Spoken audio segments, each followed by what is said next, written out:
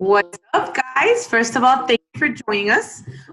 Today we have one of my favorite coaches from our team. Her name is Tabatha. I've created this group with a couple coaches, and basic idea behind it is to give you a realistic, the real deal when it comes to coaching. There's many layers to being a coach. There's many reasons why you can join or why we do this. And I figured after a while, if it was just about me sharing, you weren't going to get the real gist of it all. So as our first guest, we have Tabatha. Tabatha.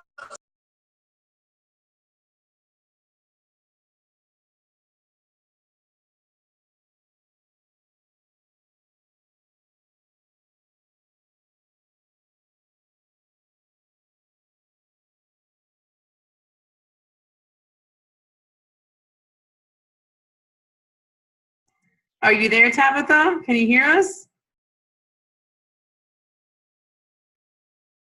Having a little technical difficulties here, guys. Bear with us. Tabatha, can you hear us? She froze. I know she's been having trouble with her Wi-Fi.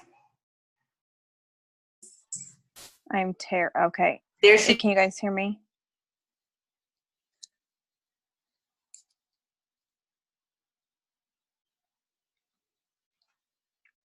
Are we ready?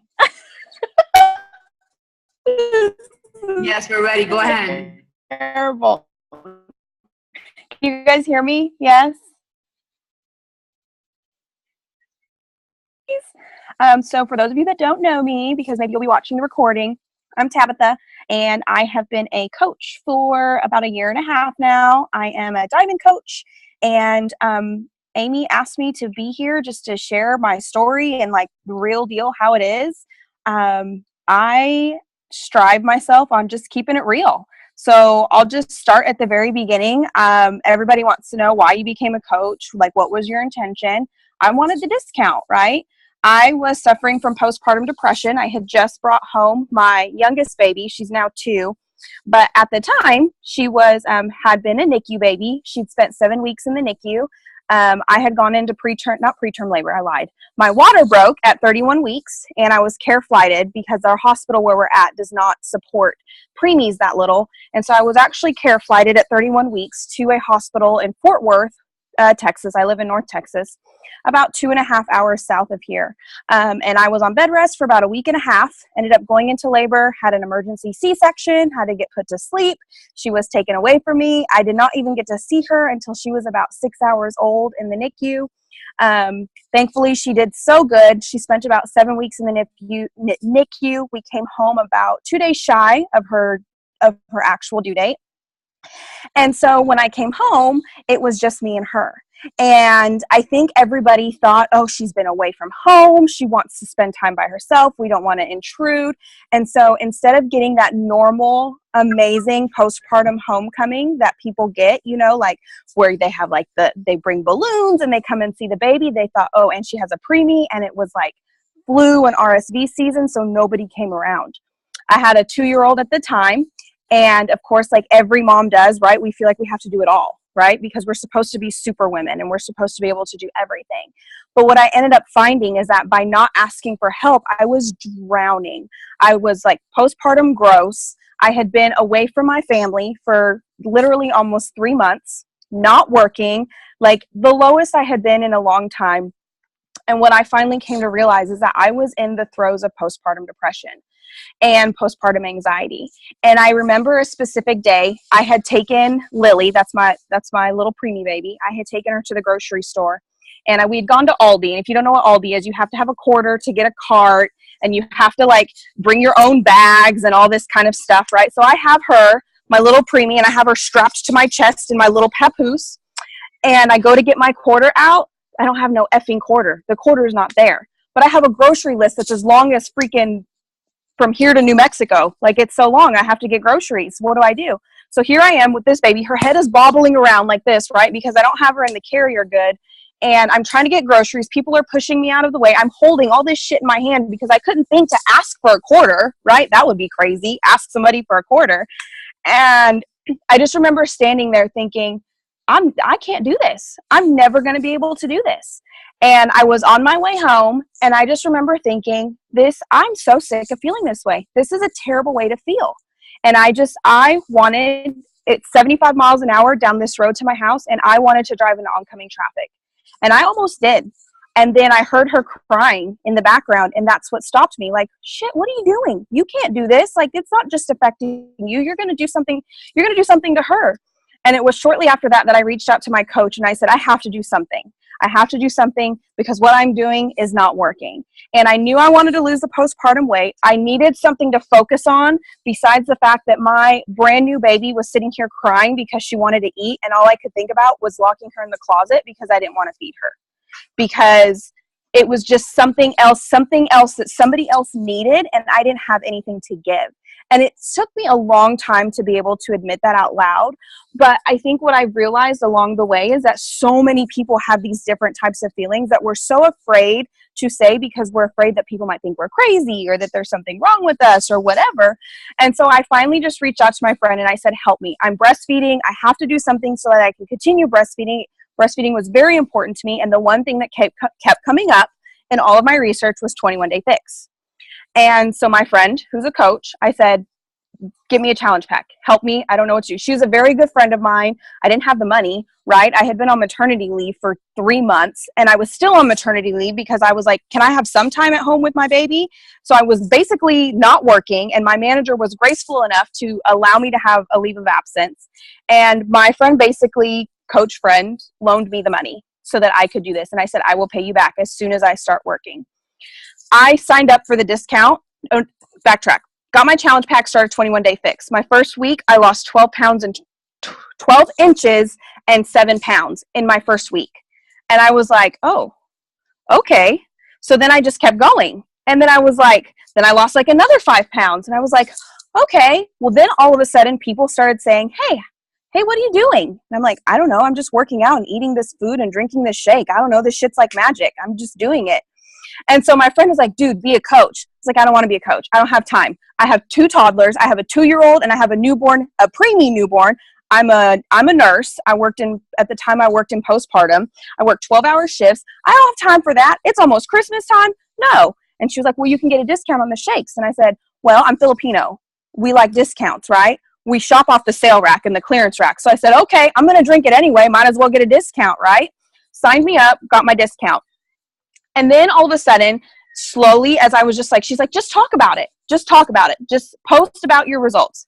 And I was like, whatever. It's giving me something to do. It's keeping my brain on something else other than the fact that I hate everything about my life right now, which is so ridiculous in hindsight. But that was like the mental health speaking, right? So I started posting about it. And then I had someone say, hey, what are you doing? I want to do it too. Okay, what do I do? So, and it just like slowly over time just kind of happened like that. And so I had this great momentum going into it, hit Success Starter, got my ticket to Summit. Like it was amazing. Hit Emerald within the first week, hit Diamond in the first 6 months, qualified for the retreat, went to Summit, made these big ass amazing goals, said I was going to be 5-star elite by the end of the year. You know what I'm talking about if you've been to Summit. You made these badass goals. And then what happened? And it exploded. My dad got sick. He was diagnosed with cancer. He had major surgery, and it consumed my world. And I found myself rebelling against anything and everything. I stopped working out. This was so mind you, I've hit Diamond. I've got some of the biggest paychecks ever. I'm helping the most people. I'm hitting like SC10 every single month. I'm 1 month away from being a, what is it, SC5? Is it All-Star? Is that for the year? Yeah. So yes. So I was 1 month away, had my biggest month, had hit SC17. And then all of this stuff happened with my dad. And the depression and the anxiety and all of that stuff just started to come back to the surface. And I had convinced myself, right, those self-limiting beliefs that we have, that we tell ourselves all the time that we're not good enough, started seeping in. And whereas before I felt the strength enough to kind of push those feelings away, I didn't have that time. And I started believing them. And so what happened? I stopped working out. I had at that point lost 35 pounds. I stopped working out. I stopped drinking my shake. I said, this stuff is stupid. It doesn't work. This is dumb. Working out, I don't have time for this. Eating healthy? No, I'd rather have ice cream. So I ate ice cream. From August to December, I gained back every single pound I lost, plus 10 pounds. I missed All-Star by 1 month. My organization completely crumbled, y'all. From Diamond, I'd gone to the Diamond retreat, to a coach. Honey, I wasn't even Emerald. I was just a coach. Nothing wrong with that. But to see where I had come from and then where I went down to. So then what happened, fast forward to December, I had a friend who I had actually been talking to for well over a year. By the way, all in this time frame, I had hit SC 0. Nothing. Like if it could have been negative, it probably would have been. And my friend reached out to me. She said, I think I'm ready. And I had kind of started doing something. This is when like 80-day obsession was starting to come out. And I was like, maybe I'm not doing something for 80 days. That's stupid. I'm not doing that. She reached out and she said, I want to do it. And I was like, okay, fine, whatever. I signed her up. She decided she wanted to become a coach. I was like, fine. Then she got this fire in her. And it reminded me, right? It reminded me of the fire that I had. And I remember having a conversation with her and I said, I want you to take this feeling that you're having right now and I want you to put it in a mason jar, because I'm from Texas, so everything's in a mason jar. And I said, put it in a mason jar, lock it real tight, and stick it at the back of your head. And when you're having a moment where you feel like you're going down, I want you to pull that mason jar back out, open it up, and just breathe in that feeling. Because isn't that what happens? We forget what that feels like because we get out of phase one and we get so focused on Success Club and we get so focused on the shiny objects and we get so focused on finishing Diesel Nation Academy that is like so much information, and we're just like, oh my gosh, and all these people are posting and I want my picture up there and I want this and I want that, and we forget, like, where did it start? It started because you got up, you drank a fucking shake, you pressed play, you put your damn shit in a cup, in a little color-coded container, you poured it on your plate, and you ate it. And then what did you do? You took a picture and you put it on the internet. Isn't that how it started? But we forget that because we get so wrapped up in all those shiny objects. But y'all, it comes down to phase one. So here's what happened in December. I hit SC4 by, I don't know how. January came along. Is that when 80-Day Obsession launched? Yes, right? 80-Day Obsession launched. And I said, you know what? I'm going to do this. Hit SC4 again. And then I was like, I was feeling the fire again. It was happening. And I was like, okay, let's do this. Starting February, I've hit SC10 ever since February. March, regained my diamond. Why? How? Because I made a freaking decision. Because I decided that I was tired of being in my muddle of BS, right? And that's what it takes. And I remember being so frustrated when you would hear that, like, elite coaches and top coaches say, it's a mind shift. And I'm like, that's bullshit. Like, don't tell me that it's a mind shift. Like, tell me what I have to do. But y'all, it's not, that's what it is. Like, part of that problem for those 6 months is I was not reading personal development. I was not investing time in myself. I was so consumed with everything that was going on in my family. And it's not saying that life happens. Like, people get sick. Things happen. It's part of your freaking life. You know, it's not just always going to be sunshine and rainbows and butterflies. Like, it pours rain, it thunderstorms, your house gets hit by lightning, like, shit happens, right? What matters is how you pick up the pieces after that. Because here's what happened. I started hitting SC10. I regained my diamond. And then in May, as many of you know, my dad passed away. And I was crushed. He was my buddy. He was my best friend. He was like, he's like 6'2", 260 pounds. And I literally watched him go down to nothing. If you've ever had a loved one succumb to cancer, you know what I'm talking about. It's not anything fun to see. It's not anything that anybody should be a part of. And I was terrified because I had gained this amazing momentum. I was having to travel a lot, right? They lived in Phoenix. So I was having to travel to Phoenix a lot to see him in the hospital. Plus I was trying to be home literally in like a 2-month time frame. I think I was home with my family for a total of a week because I was traveling so much to be with them. But then I was feeling that tug and pull. And what did I start feeling? I started feeling that crash that I remember happening the year before. So what was different this time? And even though it was something so much more catastrophic in my world than just him having surgery and being diagnosed with cancer, like, he's not here anymore. And it was very easy for me to use that as an excuse. I feel like it's a legitimate excuse, right? But here's the thing is I had to make a decision on what would my dad say to me if I just threw in the towel today? If I used his death as an excuse to not wake up and kick ass every single day, what would he say to me? He would beat my ass. He would be so mad at me if I did that. So I went on the Success Club trip. On April 19th was the Success Club trip. I didn't want to go because I was so afraid. He was still alive at that point, but he was very sick. I was so afraid that he was going to pass away while I was there. And he encouraged me. He said, you go and you have fun and you have that time with your husband, because it was just he and I. And he actually got put back into the hospital while I was in Mexico, and I did not find out till we got back. May 4th is when he actually passed away. May, I hit Success Club 12. June, I hit Success Club 14. I went to Summit, and I decided that instead of using my dad as a reason to stop, I use it as a reason to keep going, right?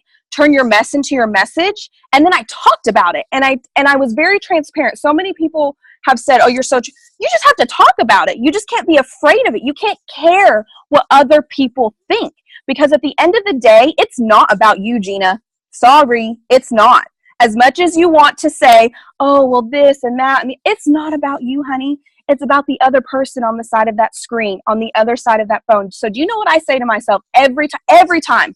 Even if I'm sending 72 messages in a day, this is what I say to myself. It's not about you, Tab. It's about them. How are you going to help change their life?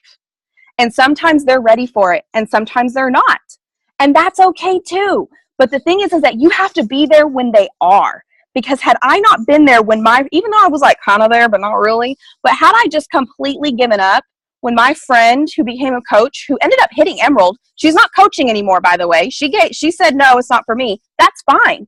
She served a purpose for me and my business. And I had to bless and release that. And that's okay, you guys. Not everybody has the same vision as you. And I think that we get so consumed with, we see the big picture and we know how amazing it is. And we go to Summit, we go to these events, and we see, you guys, you could have this. But y'all, not everybody wants that. Not everybody wants to quit their job. Not everybody wants to be a millionaire. And that's okay too. The key is to find out, what do they want? What do you want out of that? And as soon as I started changing that conversation and I started making it about them and not about me, this huge thing happened. I hit Success Club 10 in the first 4 days of this month. I hit Success Club 20 by the 13th. And that's not because I was doing anything magical. Like, people were texting me, what are you doing? What are you doing? I'm not doing anything. I'm just talking. I'm talking and I'm telling and I'm asking, and I'm being fearless in the pursuit of what sets my soul on fire, right? That quote comes back to me every single time, because that's what it is. You cannot be afraid to ask somebody to join your challenge group. You cannot be afraid to ask somebody to join your coaching team, because what happens if you're afraid of doing it, someone else is not going to be afraid. And maybe they're the next big superstar rock star. But you have to realize that it's about changing lives. It's not about... 2 weeks ago, I was like, Beachbody does not guarantee any form of whatever. It's all the work that you put into it. Disclaimer. I was $300 away from hitting $1,000. Biggest check ever. And I was able to help pay off some debt. Like, this month alone, I've been able to put close to $500 towards debt, because I'm just taking like a percentage, of my month, because mom was keeping some of that money. I worked for it, but some of it is going towards our debt. And that is what I have decided. That is one thing for me. Financially, we are not necessarily hurting for the financials. Money is not a driving force for me. It is not.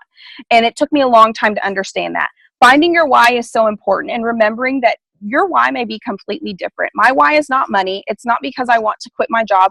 I want to take my kids to Disneyland at Christmas time. I want to retire my husband so he can do his dream job of being a chiropractor, because he has sacrificed so much for our family. Those are the things that drive me. And so I don't even think about the money, but you have to remember that somebody else might be. And so you have to talk about all of those things. You have to use the words that attract your people. You have to be able to sacrifice a little bit of time right now. One of my coaches who just recently quit, she said, it's too much time for not a lot of payoff. Well, to me, then her What she was looking at, she was just looking at the bottom dollar. And that's not what it's about. And if that's what your main focus is, what that dollar sign is that's in your bank account every week, you're not going to make it. You're not. Let's be real, because that cannot be your driving force. It will only work for so long to be money hungry. At the end of the day, we are in a business of helping others. You are the product. You have to sell yourself. That is what it's about. And so what ended up happening, I came back from Summit, and I just remember how I said everybody talked about the mind shift and I thought it was bullshit. I'm sorry if there's kids around, by the way. It happened. I came back and I was like, oh, these people weren't kidding. It's a real thing. It's a real thing because I made a decision when I came back from Summit. I didn't care how long it was going to take me. It may take me 10 years to hit superstar. It may take me whatever. I don't know. What I do know is that this place that I'm at, I have a responsibility. I think Bonnie Ingalls said it. Maybe not. Somebody said it. That it's not an opportunity that we have to offer. It's a responsibility. We have a responsibility. When you don't ask somebody to be in your challenge group or to be part of your team, you are taking away that option from them. You are not giving them the option to decide. You are deciding that for them. And that's not fair. Like, you wouldn't have wanted that for you. Like, think about your coach that asked you. They asked you and you said yes, and maybe you sought somebody out, but you were looking for somebody. They somehow asked you, whether it was inadvertently or intentionally, they asked you.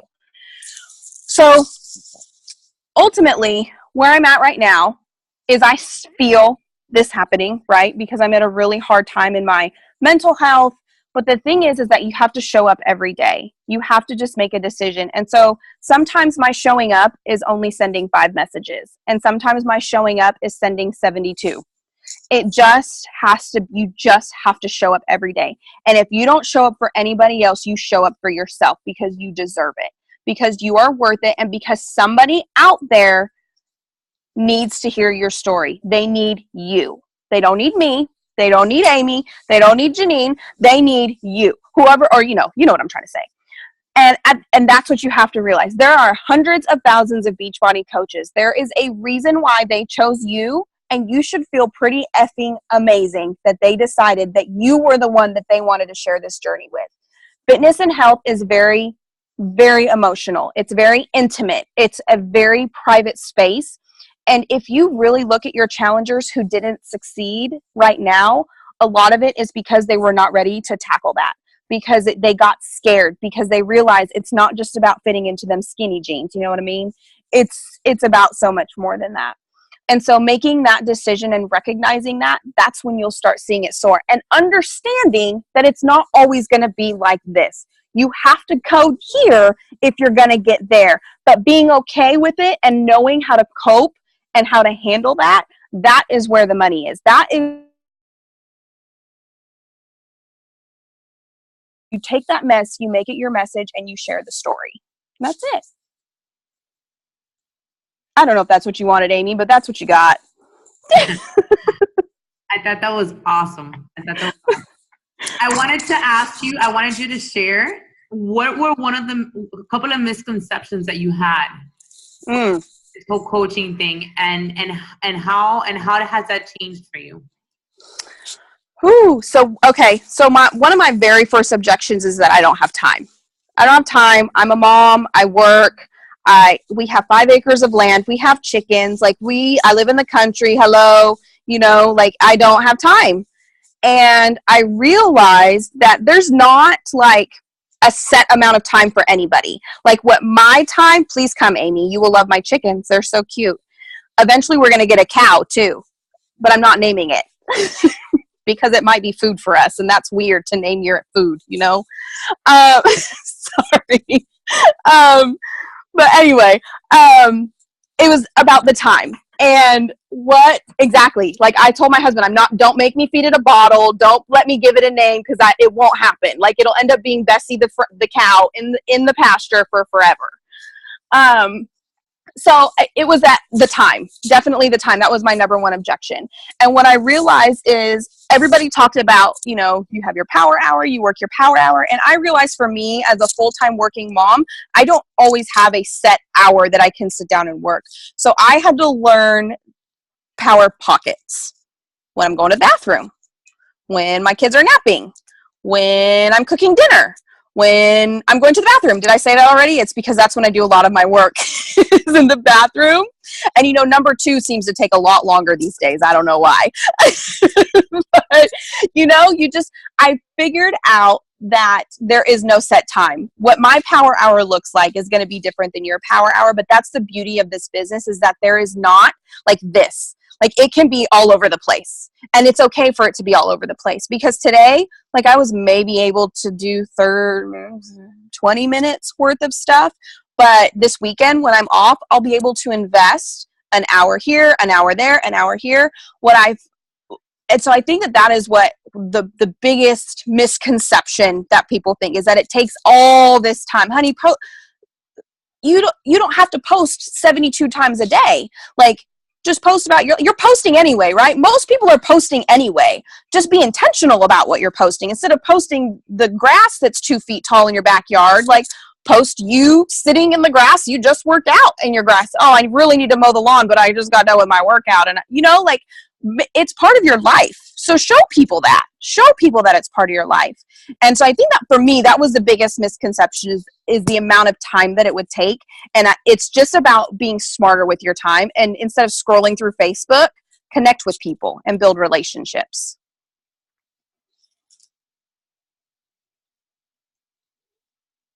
You're muted, boo. Yeah, sorry. My other question was going to be, what's the one thing you love the most about coaching? The most. Truthfully, it's probably the community and the family that now I'm going to start crying. Damn you jackass. Because for me, coming out of depression and anxiety and feeling so alone and not feeling like I had anybody that had my back, when I was going through the hardest time, and when I wasn't showing up for my business every day, and when I wasn't showing up for my challengers, the people that were reaching out to me and checking on me were coaches, not the people that are here in the same state with me that see me every day. It was like, hey, I haven't seen you posting. What's going on? Hey, how are you doing? Hey, how's your dad? Hey, I'm praying for your dad. Hey, how are you doing? That, for me, I never have to see a paycheck in my life. But to know that I could see these girls here for the first time and not feel like it was the first, like, I shared a bed with Amy the first time I ever met her. You know, like, it is mind blowing that for most of the people, like, especially that are in our, Janine, we met for the first time at Summit, and it was like, hey girl, like, we just went to coffee yesterday, you know, like, it's mind blowing to me that I would never have met any of you had it not been for this. But y'all live in Florida. I'm in Texas. Hello? How would that have ever happened? It wouldn't have. I don't go to Texas. My husband hates the beach. So that would not have ever happened. And to just know that I have these strong friends. Just today, I'm having a really hard time right now. And I texted a friend. I've met her twice in real life. And she's a coach sister. And she's like one of my dearest friends. And I said, girl, I'm struggling. I don't know what to do. She talked me off a ledge. And nobody here in my immediate circle could have done that. And so for me, that is the most amazing part of this, is that the family, I won't even just say friends, but it's the family that I have gained from it. I will do this every day. That is the one thing that kept me from quitting. Whenever I wanted to send in my coach cancellation, those 6 months that I took off, and y'all, I had that coach cancellation pulled up several times. I kept thinking of the retreat and the amazing friendships that I created. And not that they would like totally disown me if I stopped being a coach, because I don't believe that. I don't believe that would ever happen. But just knowing that it would cut off one less connection from them, like, it made me sick to my stomach, and I couldn't do it. So, yeah. That was awesome. Last question I'm going to ask you. What yes. would you tell our coaches that are on the fence, that are doubting whether they're really going to do this? Is this for them? What are people going to think? What do you have? What advice do you have for them? What do you have to lose? What do you have to lose? Truthfully, like, you're already doing it, right? You're already working out. You're already drinking the shake. You're already doing the programs. all you have to do is talk about it. Like, and who cares what people think? Here's the thing. This is what I tell all of my new coaches. If you're worried about what people think, if you're worried about somebody blocking you or unfollowing you, is that somebody you want as part of your tribe? Is that somebody you want on your team that's going to block you and unfollow you? And then here's the other side of that coin. Honey, they're not ready. They're not ready. And at one point, don't play you were that person that blocked and unfollowed those people. So just be real. Keep it real with yourself and realize you don't have anything to lose except some pounds. And if at the very least you gain some freaking friends and a community and somewhere that you can rely on. And while you're at it, why not get a few dollars? You know what I'm saying? Go get your pedicure, go get your manicure that your husband won't let you because he's a cheapskate. I know I'm talking to some of y'all. You know what I'm talking about, okay?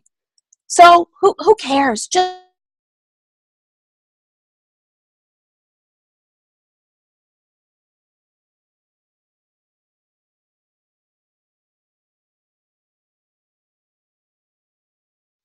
be fearless in the pursuit of what sets your soul on fire. What sets your soul on fire? Be fearless and do it. Who cares? Who cares? That was awesome. Awesome. Thank you so much. You're the best. Thank you for having me. And I'm so glad that my ghetto country style life here. I hope you guys got some pictures because I'm on my phone, so I can't take any pictures. So I got plenty of video. Okay, send them to me. Let's take a picture and we'll be done. Let me stop the recording. Okay.